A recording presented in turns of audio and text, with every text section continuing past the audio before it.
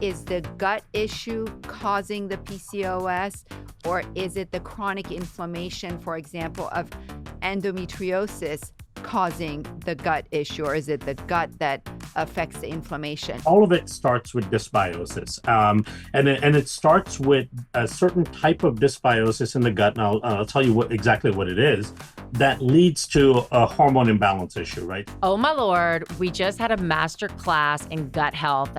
People are not going to want to miss this episode. We talked about your gut health. We talked about SIBO. We talked about when you're pregnant, what you do for your kids, vaginal birth versus C-section. It was incredible. Insulin resistance and gut, weight gain, obesity, and its association with the gut, endometriosis, all of it.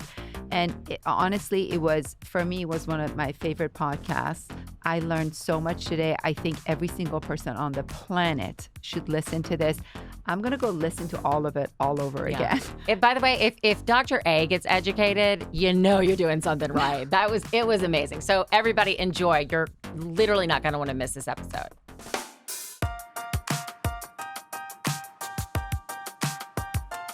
So I'm super excited today to delve into a subject that I am so interested in, and it seems to be having its moment, which is gut health. I just watched the Netflix show about your gut, and I'm learning a lot about it. And I think there's also so much confusion around gut health. Why is our gut sick? How can we make it healthy? What are the things we need to do? What's a prebiotic? What's a probiotic?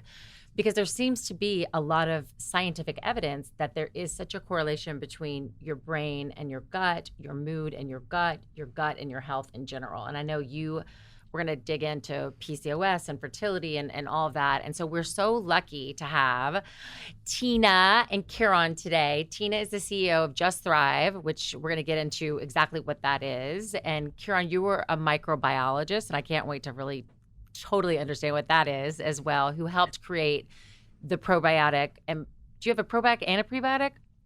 Yes. Both. Okay. So just you guys are the experts in this field, and I'm really just so excited to dig into this today. So welcome to the podcast. Well, thanks for having us. We're so excited to be here.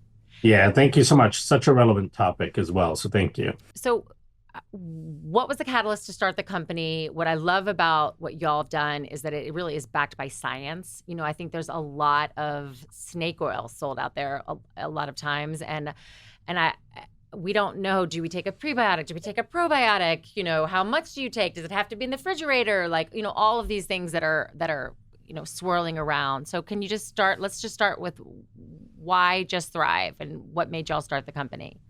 So we saw a significant need to revolutionize the way that probiotics were being developed. And also we wanted probiotics to start to match the new and existing science that was coming out on the microbiome. You know, one thing that a lot of people may not realize is the microbiome related science and literature is probably one of the biggest, advents in medical and biological research in a long time. It's equivalent, if not maybe more, to the development of antibiotics. Remember, we used to live in a post-antibiotic world, which was a very scary world.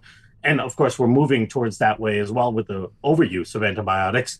But nonetheless, the development of antibiotics and the discovery of DNA and all of these things that are these really important hallmarks of biological and medical research are the same type of hallmarks are seen in microbiome research, because the microbiome research really illustrates how the human body functions, and in many ways where disease comes from. Gone are the days when gut health was merely indigestion, bloating, gas, cramping, right? Those are all kind of canaries in the coal mine for much bigger problems that may be in existence at the moment or maybe coming down the road. And probiotics have to start fitting that new research. And that's where we came in to kind of revolutionize what probiotics were like. Because most of the probiotics out there are following old ideas around what's in the gut and how the gut functions. So we wanted to bring the modern science to it. So what's different between the old science and the new science?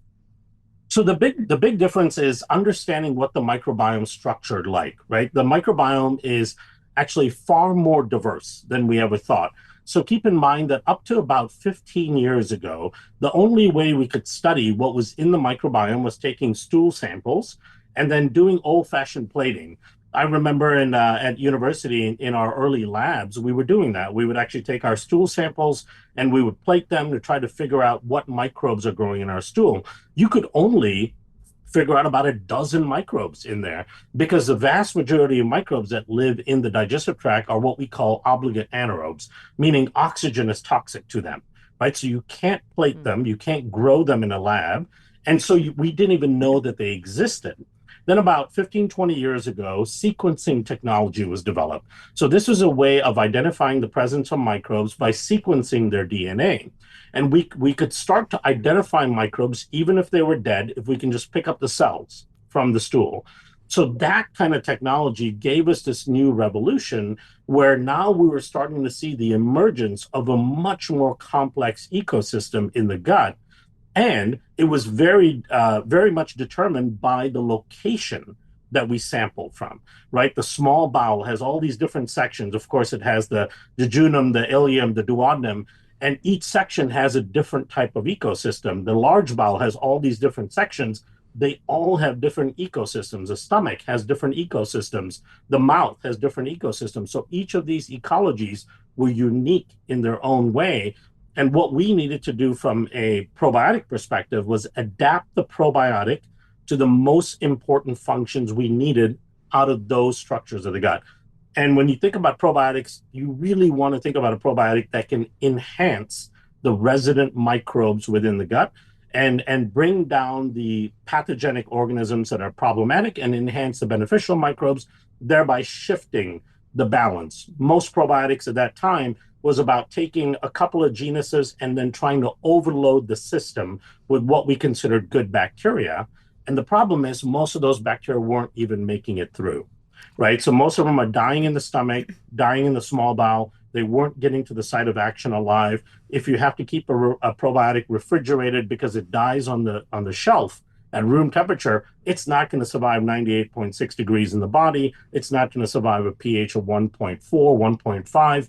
Which is very acidic, right? And it just, they don't get there alive. So this whole idea of lots of strains, high CFU counts, refrigerated, encapsulated in some special way, all those things were old ideas that just weren't working. Because that's my question. I'm always like, some of them, they're like, you have to refrigerate it because it's going to die if it's not refrigerated. And I'm like, well, he just explained it. I know, but that's so amazing. Yeah, I never knew that.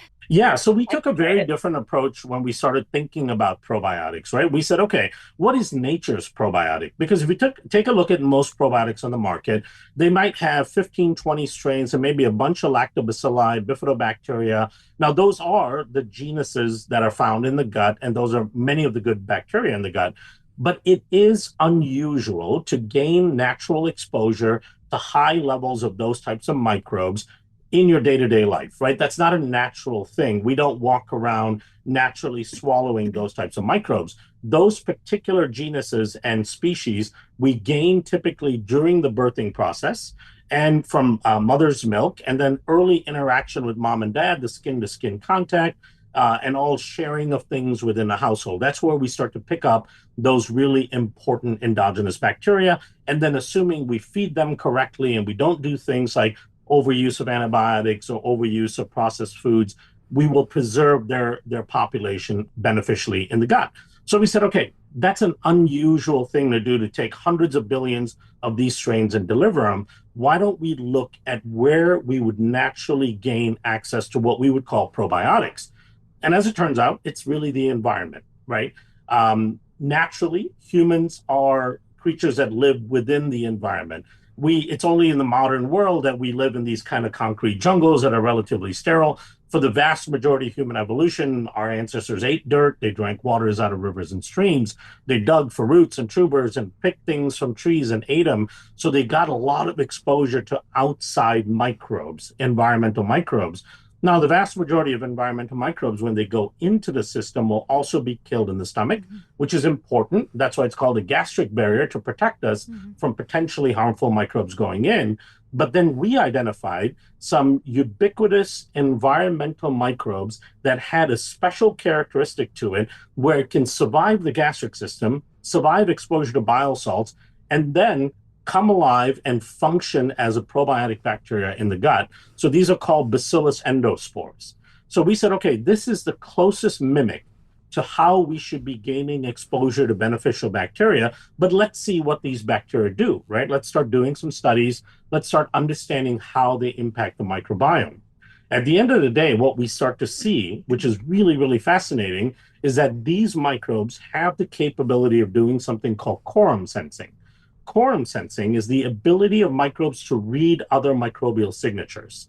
So these microbes will go into your gut, and when they're in the outside world, not in the gut, they're in what we call a spore form, which means that they're covered with a hard protein calcified capsule that they make themselves. When they're outside of their natural home, in this case, the gut, they go into this encapsulated form, and they're basically dormant for a long period of time. They can be dormant for millions of years. In fact, the oldest spore that was found was 250 million years old, and they could still plate it.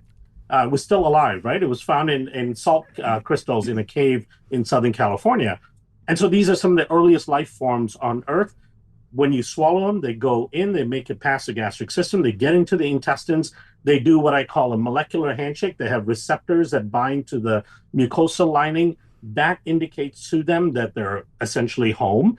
Then they break out of the shell and they become a live functioning vegetative cell. One of the cool things that they do then is they start to read the microbial environment.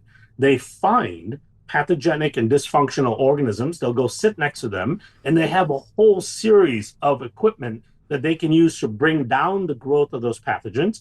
And at the same time, they have a whole series of capabilities to increase the growth of beneficial bacteria. So we've published a number of studies showing this, and that is something we could never engineer. Well, that's right? what I was going to ask, beauty. the science. Yeah. Like you know, it's one thing to say it works, but it's another thing to actually go and test it to make sure it works. And that's the thing. So there's a number of ways of testing that, right? So fortunately, the world of microbiome science has developed many different model systems that you can use initially to test it, and then you do the test in humans as well. So one of the model systems that we use is called a SHIME system. It's basically an entire mechanical gut with the mucosal lining and everything from the stomach all the way to the terminal large bowel. And it's inoculated, the whole thing, with a full human microbiome. And they feed the system regular food for 2 or 3 weeks to stabilize the microbiome.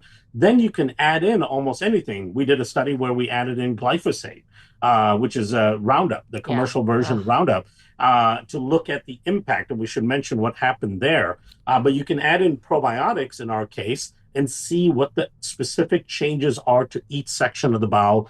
And we saw some fascinating things in terms of increasing diversity, increasing beneficial bacteria, and bringing down dysfunctional bacteria. So a sea of change happening in the microbiome. I think what's crazy, what you just talked about, was like my dad grew up on a farm, and he always says, I never got sick because I grew up on a farm, and we ate dirt, like we milked the cows, and you know, we live in this modern society where you know, your children, their hands are cleaned all the time, you know, especially even after COVID, like hand sanitizers, all of that.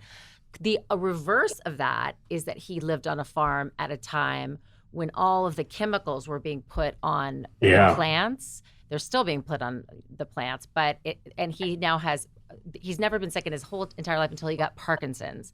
And now it's a late stage Parkinson's. And it's sort of like, so what you ingest, whether it's your food, your, you know, like the dirt, the skin to skin contact, like you said. So how do you end up, your baby, you got a perfect gut, and then how do you end up with a leaky gut, which so many people have, and what do you do about it? Yeah, and that's a very, very important question, right? Because if we can manage leaky gut, we can manage the risk for lots and lots of chronic conditions, including things that kids are facing today. So with a baby who's born with a perfect gut, that's probably a rarity, but let's say a baby is born with a relatively good gut, right? Why is that a rarity? So it's a rarity because, number one, we have about 33 to 35% of births are C-section. So C-section births will automatically give the baby a dysfunctional gut microbiome to begin with, because you get a huge inoculum passing through the vaginal canal. I wanted to ask about that. Can you go into that? Because I want our listeners to learn about it. Yeah, absolutely. So A number of studies have looked at the impact of C-section birth versus vaginal birth, and the impact is absolutely clear. So if the baby comes out through a cesarean section, the early inhabitants of the baby's gut microbiome are going to be organisms like Streptococcus, Staphylococcus, and E. coli. It starts to match what the microbes on the skin and the respiratory tract of the people in the room look like. And those aren't supposed to be the early inhabitants of the baby's gut.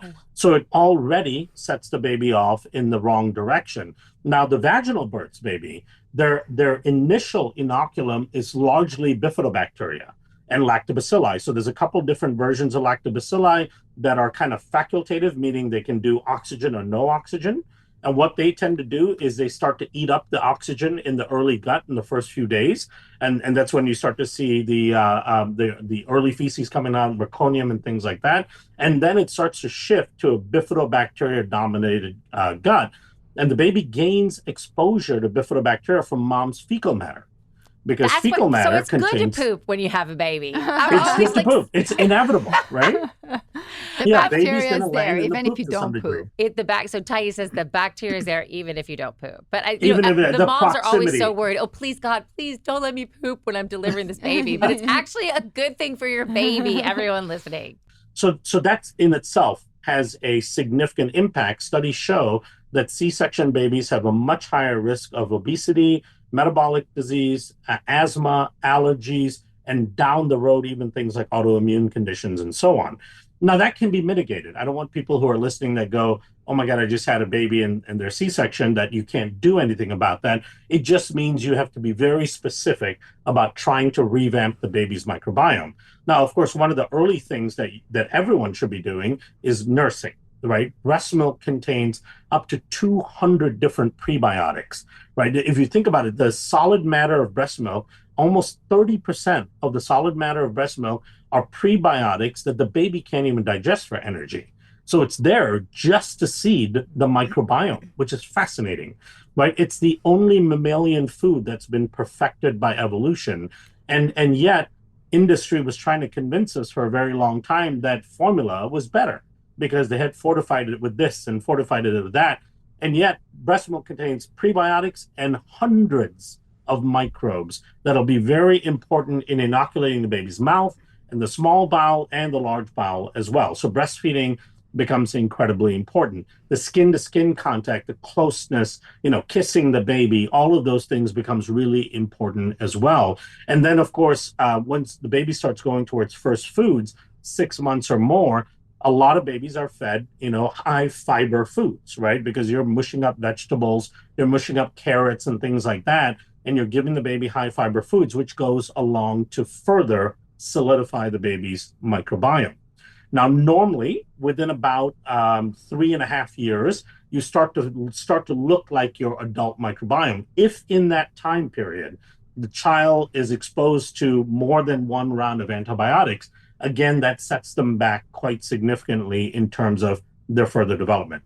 So I have a few questions for you. It's very interesting with children because as I've raised 4 daughters, and it's almost impossible to raise a child without an antibiotic. If you're a mom out there, you'll relate. They get ear infection, they get throat infection, they have these high fevers, and the first thing the pediatrician will give you is a 10-day course of antibiotics, which I always have to argue, why not 7? Why not shorter? Mm-hmm. And so antibiotics are inevitable when you're raising these children, especially if you're sending them to school. I mean, it's one thing to keep them at home, but most parents don't have that luxury. And someone like me, my children always go to preschool starting 3.5. So that's one issue. And the other question I have for you is for women who have C-sections and who don't have breast milk, so they're not breastfeeding, but they're doing the skin to skin and they're kissing and hugging their baby. What do they need to do, to reassure this colonization of good microbiome? Microbes, yeah. Certainly if they don't have enough breast milk to satisfy the baby and they have to supplement with formula, any small amount of breast milk still helps. And in fact, even if they're not really producing any, suckling in itself can be very beneficial to the baby. The baby will still get some small inoculum of microbes from that in itself. That's Because great. inevitably, even if mom is not making a lot of milk, her immune system has done its job in transferring important bacteria from her gut to her mammary glands, right? So those microbes will come out and the baby will be exposed to it if the baby suckles a little bit. So if the baby's not getting enough breast milk and it was a C-section baby, then you want to be very particular about what you feed the baby. It becomes really important for the baby to have a high fiber, high prebiotic diet. And in that case, I would also recommend they look at well-researched infant probiotics. There are some infant probiotics that are made up of Bifidobacterium infantis. Infantis is the main strain that occupies a child's microbiome in the first, say, 8 to 9 months. And if you can get a high amount of infantis into the child, and there's a couple of companies that make very well-researched Bifidobacterium infantis, that can really curb some of the issues that the baby might have down the road. But from that point on, it's about diversity in food, adding in fiber as much as they can, getting the baby outside, getting the child outside to play in the dirt, and engaging as much as a child can with other children and other adults as well. The dirt, I want to underscore that, right? So there was this phenomenal study in Finland called the Finnish allergy study. Finland has this region and a town that is geographically pretty close to a town in Russia, so only about 100 kilometers apart. And what they noticed is that the allergy rates of kids in Finland was going through the roof, just like they are in the US. We know asthma and allergy is a big epidemic going on right now with kids. And so they saw that the town in Russia that was around the same geography had much lower allergy rates. And so they did a big study to try to figure out what was the difference. The biggest difference they found was that the town in Russia did not sterilize their homes for the most part and kept the doors and windows open much more than the people in Finland did. In Finland, they were much more obsessed with sterilization, keeping everything spotless and clean, and doors and windows were closed most of the time.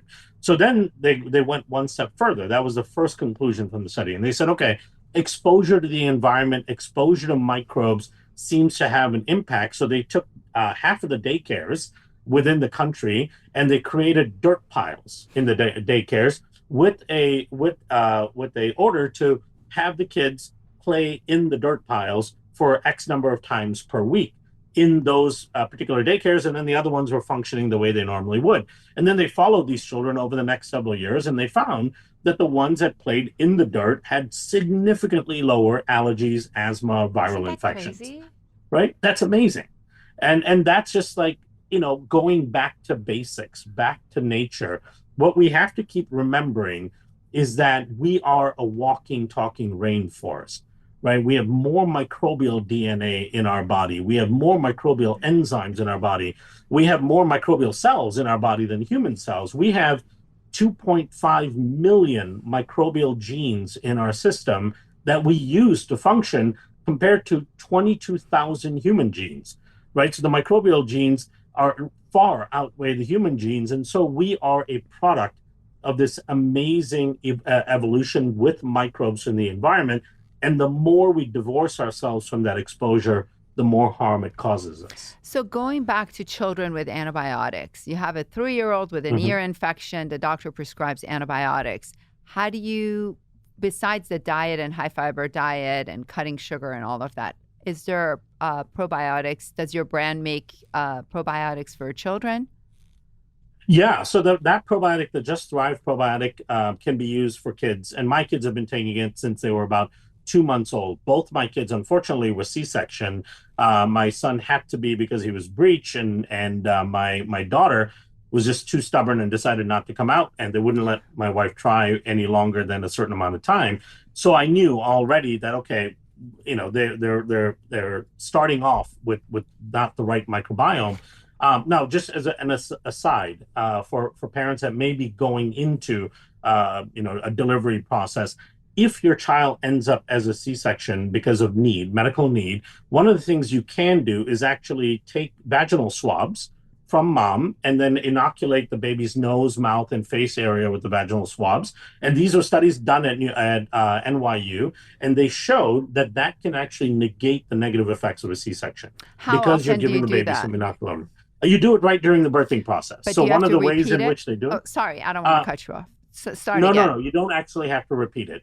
The best way to do it is actually take sterile gauze and insert it into the vaginal canal during and prior to the operation.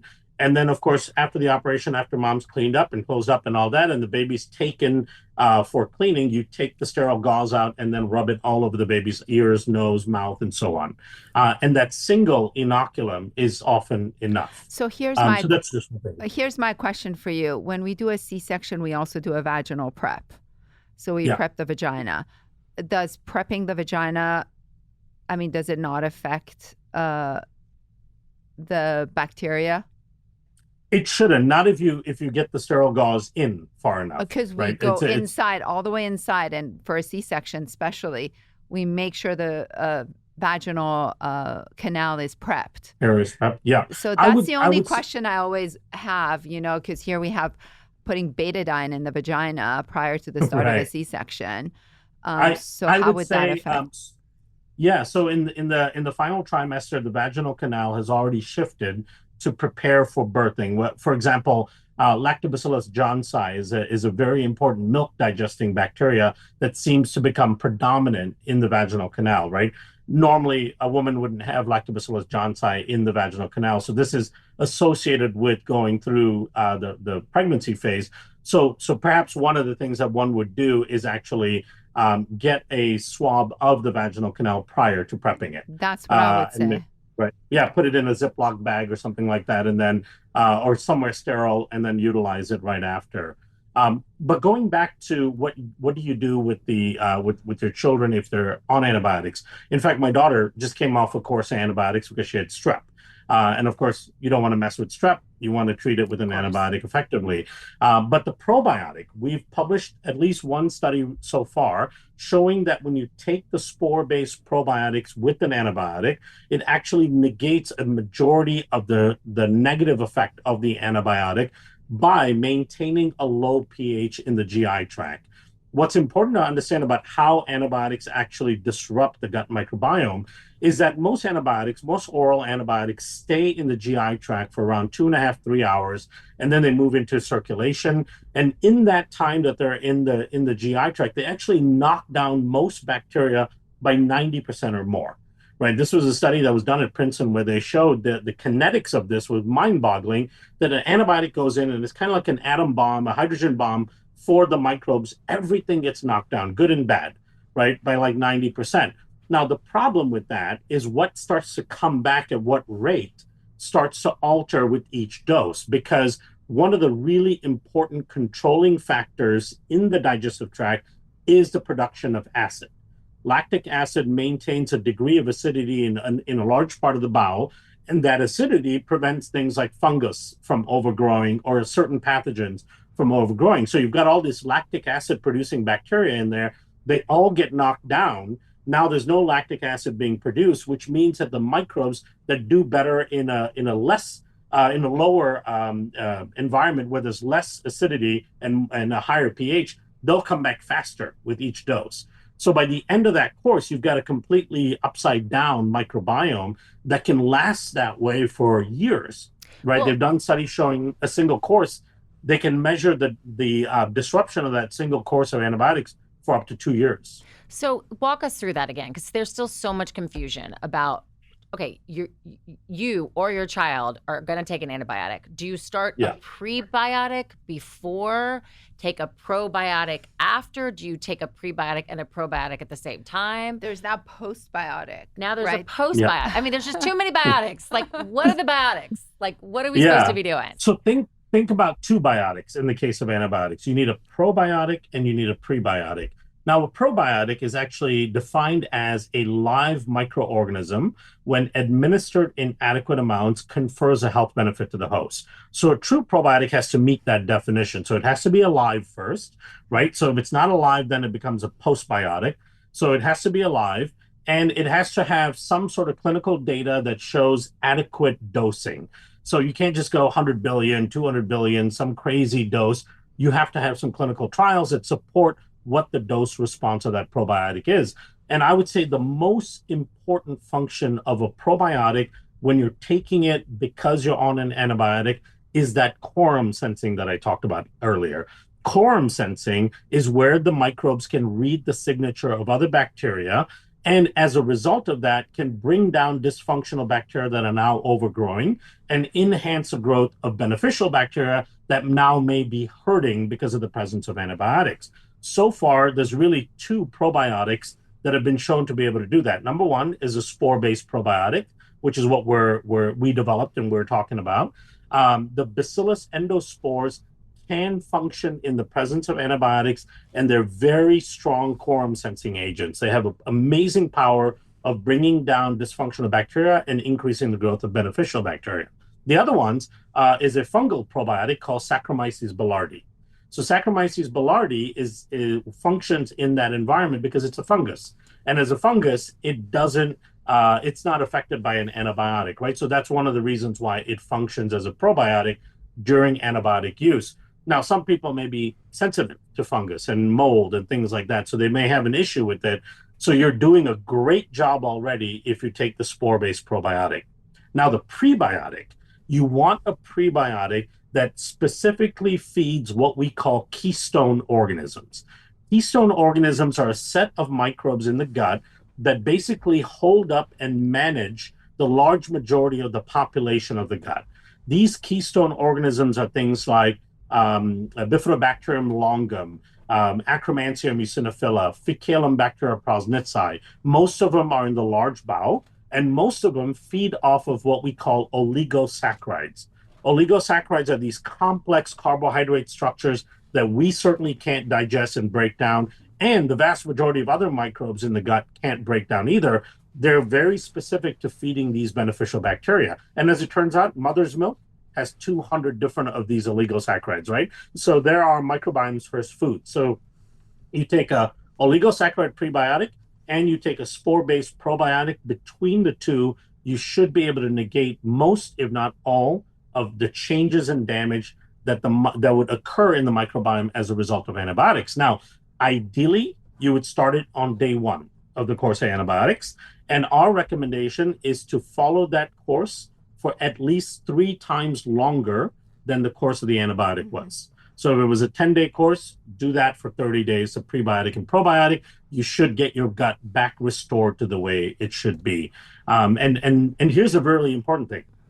Everybody in the household should be on it, right? There was a fascinating study that came out of Johns Hopkins University where they took individuals who were prescribed an antibiotic course at the hospital, and then they took a bunch of microbiome samples before they started the antibiotic course, and then they took microbiome samples from people who lived with that individual. These were platonic partners, roommates, siblings, and all that. And they followed all of their microbiomes through the course of the antibiotics and up to 6 months after.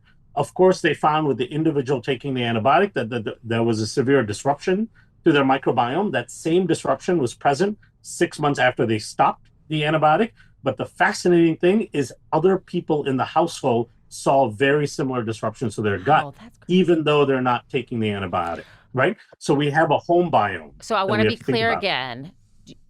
Can you take, in the morning, can you take a pre and a pro at the same time? They don't discount each other? Can you take it at the same time you take your antibiotic? How does that work? Yeah, absolutely. So you want to be able to take the pre and pro together. So the pre and pro, if they're the right ones, should be working together. So there's a term for it. It's called a synbiotic, Synbiotic. Not to throw another biotic term at you, but a synbiotic is where you have a prebiotic and a probiotic, where the probiotic enhances the function of the prebiotic, and the prebiotic has been shown to enhance the function of the probiotic. So they're fully compatible. There are some prebiotic and probiotic combinations where they would negate each other's function, right? So you want to make sure you're providing the right food with the right microbes. And that's what we've done in our prebiotic-probiotic combination so that there isn't any question about taking them together. So what I would do for a typical individual, most antibiotics are twice a day, right? For kids, they're morning and evening, taking them with food. In some cases without food, it depends on the antibiotic. But what I would do is I would take the prebiotic and probiotic dose either a couple hours before the antibiotic dose or a couple hours after, right? Okay. Now, before or after doesn't really matter. If you can space it, that's ideal. But if you can't space it, if it's inconvenient, for example, kid is getting to school, you have to give the antibiotic dose in the morning before he or she needs to go to school, give the probiotic and prebiotic dose at the same time. We've actually done studies in both where we separate the dose and where we take it at the same time.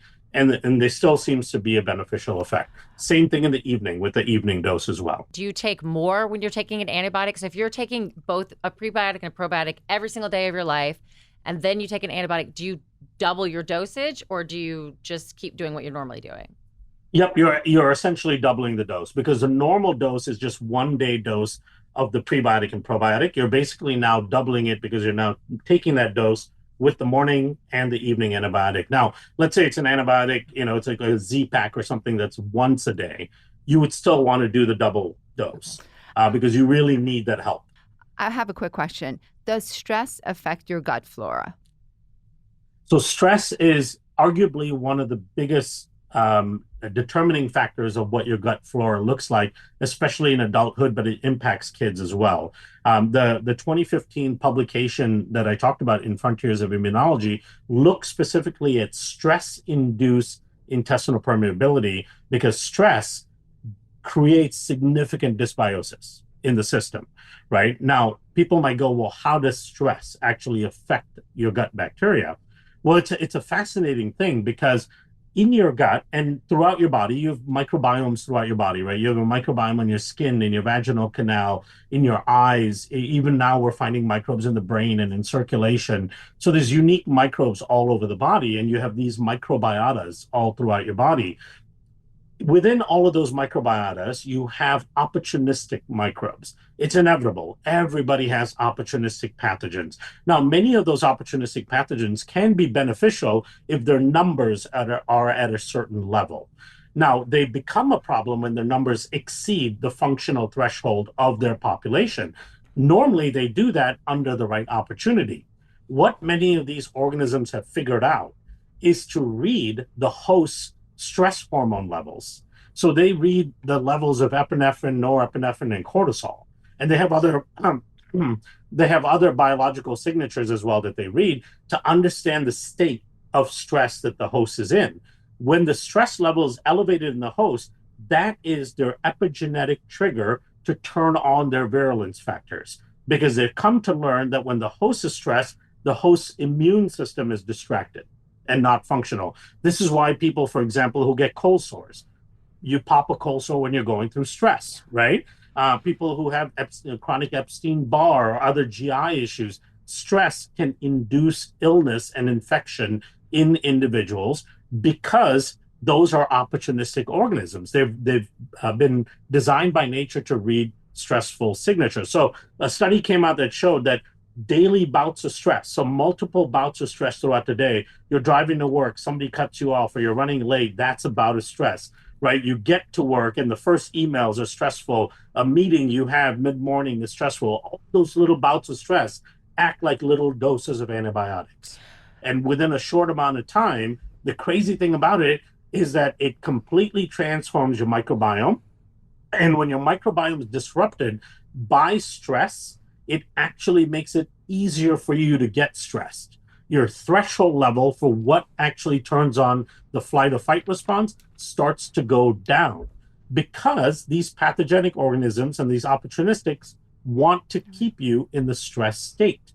So they produce inflammatory signals that actually activate your HPA axis to serve them better, right? So stress is a self-perpetuating problem that drives dysbiosis and eventually leaky gut. And that leaky gut and dysbiosis drives more stress. So it's a cycle. It just keeps going. This is amazing. I might have two more questions. As a gynecologist, I often treat, my passion in life has been PCOS and endometriosis. Yes. The two are associated with chronic inflammation. And a lot of my patients, a lot of them have SIBO. It's gotten to a point that I just treat them because it really bothers them. They're tired, they're bloated, they have cramps, they're nauseous, they gain weight. So they have all the symptoms of a leaky gut. My question is, we know these two conditions are associated with low-grade chronic inflammation. And I know there's a strong association between gut health and PCOS. I don't know if you're familiar with polycystic ovarian syndrome. My question to you is the gut issue causing the PCOS, or is it the chronic inflammation, for example, of endometriosis causing the gut issue, or is it the gut that affects the inflammation? I haven't been able to get an answer to. So I would love to hear your thoughts on that. And I want to say the second thing, because my question was, I've heard, and so many people we know have SIBO, and they are told you are not supposed to take a probiotic when you have SIBO. Right. So I'd like to understand that. Talk to us about SIBO and PCOS and endometriosis and all of it. Yeah, absolutely. So all of it starts with dysbiosis, and it starts with a certain type of dysbiosis in the gut. And I'll tell you exactly what it is that leads to a hormone imbalance issue, right? So most PCOS, and you would know this better than I would, Dr. A, that the most PCOS is associated with estrogen dominance in women, or estrogen metabolism issues. They actually have androgen dominance, and they have insulin resistance. Yeah, which I know is directly related to the gut. Exactly. And so there's a couple of markers in the gut that can actually be used to illustrate where the root cause could be coming from. So there's a constellation of microbes in the gut called estrobolome. Estrobolome is this really fascinating constellation of microbes that plays a role in estrogen recycling and testosterone activation and recycling as well within the gut. As we know that as we're trying to get rid of estrogen, it goes to the liver conjugates it, dumps it back into the gut so that the gut can clear the estrogen. And in fact, there's a lot of microbes in the gut that metabolize estrogen and actually use it as food in order to detox the system from estrogen. Now, once you start losing diversity in the gut microbiome, the estrobolome constellation shrinks, which means you start getting an increase in certain pathogenic organisms that don't break down estrogen, but what they do is they deconjugate it. And then they remove the chemical cloak, if you will, that the liver has put on it, allowing that estrogen to get reabsorbed and creating more hormone dysregulation within the system. That same pattern is also related to causing intestinal permeability. And often that intestinal permeability will start stopping the bowel from moving effectively. And this is in part where you start to get an overgrowth of bacteria in the case of SIBO. So SIBO is being small intestinal bacterial overgrowth. It is driven by a few different factors. Factor number one is a stomach acid issue. Right, so there's PPI-induced SIBO, for example, people who are taking acid blockers or proton pump inhibitors for reflux, or people using things like antacids quite a bit, or people who are under stress. Stress is another reason why stomach acid production goes down. When you start to lose adequate stomach acid production, what starts to happen is microbes in your mouth, your oral cavity, because we're swallowing somewhere around 50, 60 billion microbes a day through saliva. Many of those microbes are gram-negative microbes. We're swallowing it. They're surviving past the stomach acid. They're making it to the small bowel where they shouldn't be. They're not resident microbes of the small bowel. And now they're overgrowing in the small bowel. As a result of that, they start changing what the diversity of the microbiome looks like. Normally, they should be stopped by the acid, but they're not. So now they're overgrowing in the small bowel. They're causing small bowel leakiness. When they cause small bowel leakiness, one of the factors that occurs is you get this endotoxin being produced by these bacteria, because most of them are gram-negative bacteria. That endotoxin leaks through the lining of the gut, makes its way up the enteric nervous system and the vagus nerve, and causes inflammation in an area of the brainstem called the dorsal vagal complex. The problem with the inflammation that it causes in that region is it stops or prevents the signal from the brain to the gut that tells the gut to move.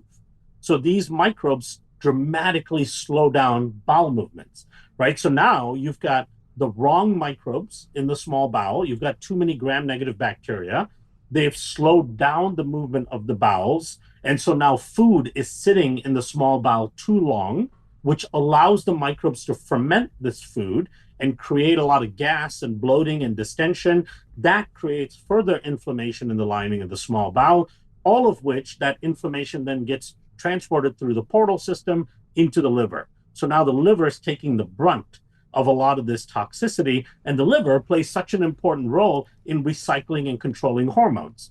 And so now that the liver is compromised, hormone balance and hormone recycling is also compromised. And so I would say that most of these, most of your patients are probably dealing with a root cause that's driven by the gut that then manifests itself into these other problems. I don't think they were born with PCOS, right? They weren't born necessarily with endometriosis, and these are things that occur over time, but they could have been born with the gut dysbiosis. And what about the fact that doctors tell you that you shouldn't take probiotics with SIBO?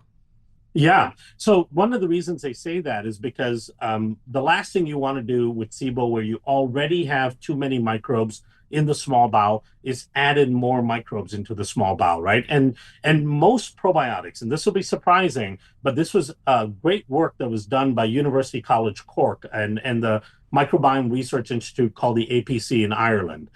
They've showed that most probiotic strains are inflammatory because they elicit an immune response, right? And so SIBO individuals are very inflammatory. Mm-hmm. SIBO individuals, their immune system is responding to everything in an inflammatory manner because the small bowel contains so much of the immune tissue in your body, right? It's trying to sample the world and understand what to attack and what not to attack. But a SIBO gut is completely disrupted. And so the immune system in that region just goes, we don't know what to do. We're just going to attack everything. So SIBO individuals tend to already be inflammatory. Adding in 100 billion CFUs of bacteria that's going to increase inflammation only makes them feel worse, right? Now, a spore-based probiotic is different, however. We have clinically used with great success spore-based probiotics in individuals with SIBO for two reasons. Number one, because spores alleviate the leakiness in the gut. And that's really important because remember, the leakiness in the gut not only translates to inflammation in the gut, but chronic low-grade inflammation throughout the body. And the leakiness also is what stops the bowel by creating inflammation in the dorsal vagal complex. So the spores start to seal up the gut again and starts to get the bowel moving. The spores also do that magical quorum sensing, which means that it can compete with and bring down the growth of the dysfunctional bacteria. Now, these individuals could also benefit then from taking supplements that support their liver, because their liver is undergoing a tremendous amount of stress, dealing with all the endotoxemia and so on. And in fact, when you look at fatty liver disease and people with SIBO, you see a huge crossover between the two, right? If you have SIBO, you are something like 60% higher risk of having fatty liver disease, or if you have fatty liver disease, you're somewhere around 50 or 60% higher risk of having SIBO. So those individuals need to support their liver. They need to support stomach acid, which means taking magnesium, zinc, managing stress, and maybe even supplementing with hydrochloric acid to help support the stomach acid. And they also need to manage oral health, because they likely have too many gram-negative bacteria in their mouth, overgrowth of gram-negative bacteria in the mouth that's making its way down into the small bowel. So hopefully that made sense. Yeah, and would they take a prebiotic too, or just a spore-based probiotic? In their case, I would do just a spore-based probiotic, because what will happen with the prebiotic initially is that the prebiotic may get fermented in their small bowel, giving them more bloating, more distension. Mm-hmm. Now, they want to get a prebiotic eventually, because what's happening in SIBO individuals is they've cut out all kinds of fermented carbohydrates, right? Because their body can't stand it, which means the large bowel bacteria, which is the predominance of microbes in your gut, they're not getting fed at all. And they're not making short-chain fatty acids and enzymes and immune factors and all that are super important for the system. They're not making all those things because they're not getting the fibers and the fermentable carbohydrates down there, because a lot of these individuals have cut out most of those because it makes them feel horrible. And so eventually, once they take an adequate amount of the spore-based probiotic, they start getting their bowels moving again. They want to start adding in small amounts of prebiotic over time so they can start feeding the beneficial bacteria in the large bowel. Tina. Okay, for everybody watching this on YouTube, we have not been able to see beautiful Tina because her camera didn't work. And we've totally geeked out on the science. And Kiran, you're amazing. Tina, I guess I have this question for you is you were in the pharmaceutical industry forever and then you got fed up. Can you just tell us why did you start this company? Kind of the story is fascinating. Yeah, so we were in my husband and I were both in the pharmaceutical industry and saw a lot of the abuses in the industry. We saw the emphasis on treating symptoms. There really wasn't a focus on getting to the root cause of a problem. And we felt like, pharmaceuticals are great for like acute types of situations, emergency type of situations. But really when someone has a chronic condition, maybe you're on a pharmaceutical for a little while, but there really wasn't a focus on getting to the root cause. And so through a lot of being at the right place at the right time, we were able to, we dove into the gut health and the research that was, recently launched by the Human Microbiome Project by the National Institutes of Health told us more about the gut than we ever knew before. And, we surrounded ourselves with really smart people like Kiran and his partner, my husband's naturopathic physician. And we were able to license these strains out of London University. We created a whole new category in the probiotic space. We were complete disruptors in the industry, and it has been so much fun to actually do something that is impacting so many lives every day. And as you could see from what Kiran said, it's hard to find any condition out there that's not associated with our gut health. You could Google, gut health and anxiety, gut health and SIBO, gut health and PCOS, gut health and cancer. There is a correlation to virtually every disease out there when you're talking, about gut health. And so it's so paramount to be focusing on our gut health. And, if there's one thing I would want people to take away is that if you are going to take a probiotic, which I would argue that is really the most important supplement you could be taking, you need to take one that survives. The overwhelming majority of probiotics are dying by the time they get to the intestines. And this has been proven time and time again. And Kiran talked a lot about antibiotic use. The overwhelming majority of probiotics would be killed in the presence of in the presence of an antibiotic. We have studied this. We know now that our probiotic strains actually survive in the presence of an antibiotic. So, it's been so much fun to just actually bring something that's changing people's lives every day and focusing on the root cause and getting to that root cause. Well, I love it. First of all, we love the fact that it's, again, backed by science, that you've done all these, that you really look at the science behind it. I love the name, Just Thrive. That's just, exactly. You. We all want to just thrive in everything that we do. I have one last question, and then I think I see that you are giving our listeners a discount. If anybody, tell me how everybody finds y'all. Yeah, the best place to find us is justthrivehealth.com. Okay. And we have a coupon code SHEMD for 20% off, actually, which is not something we do all the time, for a 90-day, because we do feel that being on the probiotic, a lot of times people will come to the probiotic because they have some gastrointestinal issues like gas or bloating, diarrhea, constipation. But what happens when you're on it for a couple months, that's when you start to see the magic happening.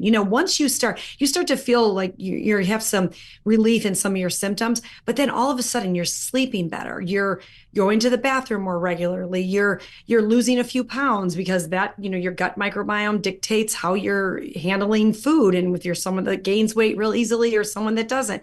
You have more energy because when you're going to the bathroom more regularly, you're getting rid of toxins. So all this magic starts happening after a few months. So that's why, I really encourage people to go with the 90-day for the probiotic and the Just Calm product, which we haven't had a chance to talk about. But that's what we're offering the coupon on, because I think those are probably the two most relevant products right now. I'll be your first customer. I have to say, I take so many pills at night. When do you recommend this probiotic? In the morning, at night? And do you have a Synbiotic? Do you sell the combination?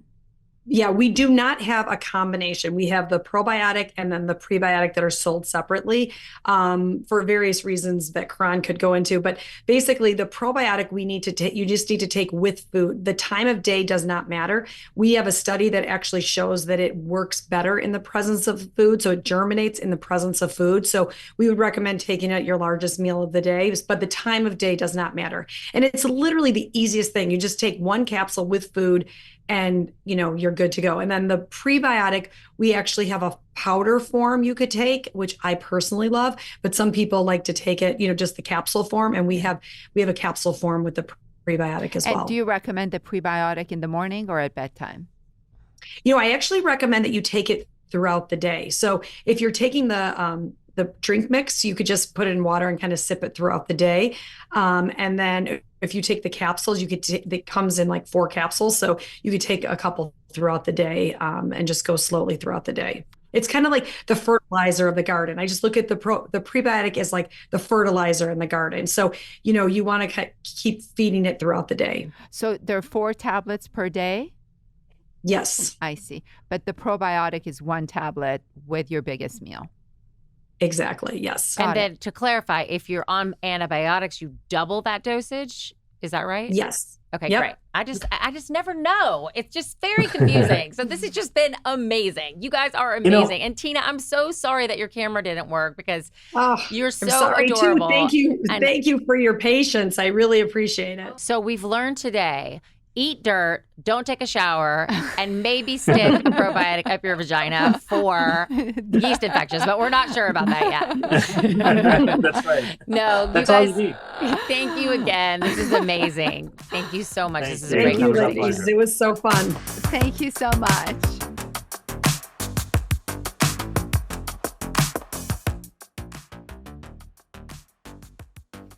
Thanks so much for joining us today on SheMD. Remember, if you want to own your health, a good place to start is by following us on social media at SheMD Podcast and by subscribing to our show on YouTube or wherever you get your podcasts. For takeaways from today's episode, visit our website, shemdpodcast.com. We'll see you next time on SheMD. This podcast is for educational and entertainment purposes only. It is not intended as a substitute for a physician's medical advice. You should regularly consult your medical provider in matters relating to your own health. Even though we share our honest beliefs on SheMD, some of the products and services we discuss may involve sponsorships or paid advertising.